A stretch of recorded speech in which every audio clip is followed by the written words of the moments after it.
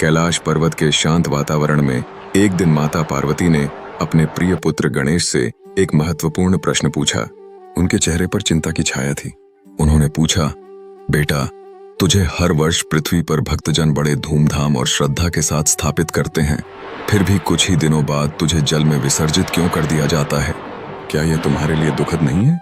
गणेश जी ने मंद मुस्कान के साथ माता के चरणों में प्रणाम किया और बोले, माँ, यह विसर्जन कोई विदाई नहीं है, बल्कि एक गुप्त वचन है जो मैंने आपको दिया था। पार्वती जी विस्मित होकर बोली, कौन सा वचन पुत्र? गणेश जी ने गंभीर स्वर में उत्तर दिया, माँ, जब जब मैं पृथ्वी पर आता हूँ तब तब अपने भक्तों के सभी दुख, विघ्न और पापों को अपने साथ ले जाता हूँ। जब मेरी प्रतिमा जल में विलीन होती है तब उनके सारे क्लेश मेरे साथ समुद्र की अथाह गहराइयों में समा जाते हैं।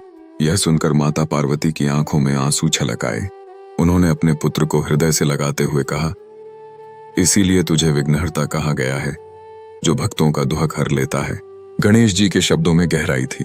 वे स्पष्ट कर रहे थे कि विसर्जन केवल मिट्टी की मूर्ति का जल में मिल जाना नहीं है, बल्कि यह एक दिव्य सत्य है। उनकी यात्रा उन भक्तों के दुखों का अंत करती है और उनके जीवन में सुख, विश्वास और मंगलमय भविष्य का मार्ग प्रशस्त करती है। हर विसर्जन के साथ वे भक्तों के कठिनाइयों को अपने कंधों पर लेकर चलते हैं ताकि उन्हें आनंदित कर सकें। मैं अपने किसी भी भक्त को कभी निराश नहीं करूंगा।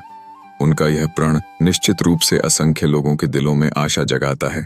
इस प्रकार गणेश जी की भक्तिपूर्ण उपस्थिति केवल एक त्योहार नहीं, बल्कि एक गहरी समझ का प्रतीक है। लोग गणेश चतुर्थी मनाते हैं न केवल उत्सव के लिए, बल्कि उनकी शक्ति और करुणा के लिए भी।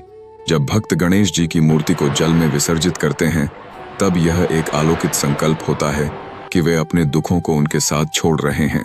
यह एक विश्वास की अभिव्यक्ति है, जहां भक्तजन जान लेते हैं कि गणेश जी हमेशा उनके साथ हैं, उन्हें सहेजते हुए, उनकी कठिनाइयों को कम करते हुए।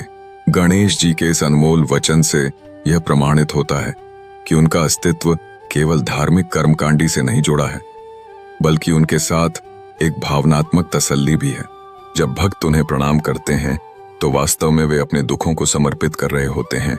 गणेश जी की मूर्तियां जल में विलीन होने पर केवल 40 दिन का पर्व नहीं होता, बल्कि यह एक प्यारी याद बन जाती है। गणेश जी पवित्रता और प्रेम की धारा के साथ हर भक्त के हृदय में बसते हैं, जो उन्हें सच्चा सुख और मंगलमय जीवन प्रदान करती है।